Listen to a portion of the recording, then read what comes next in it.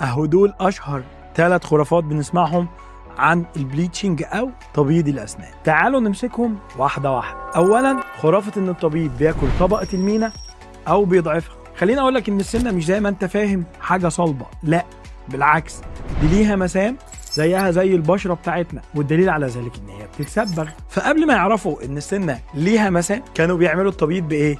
بالصنفره. والله، او ما يسمى بالماكرو ابريجن. بالبلدي كده كانوا بيتعاملوا مع السنه ان هي صلبه مسدوده زي الحيطه اللي لونها ابيض، اقشط لي الطبقه الاولى، الطبقه البيضاء اللي وراها النظيفه تبان. فطبعا ده اللي كان بيعمل تاكل فعلا في طبقه المينا. الكلام ده من اكتر من 30 سنه فاتوا، وتلاقي الدكتور بيقول لك انا بيضت لك اسنانك بس كلت لك طبقه المينا. اني اسف.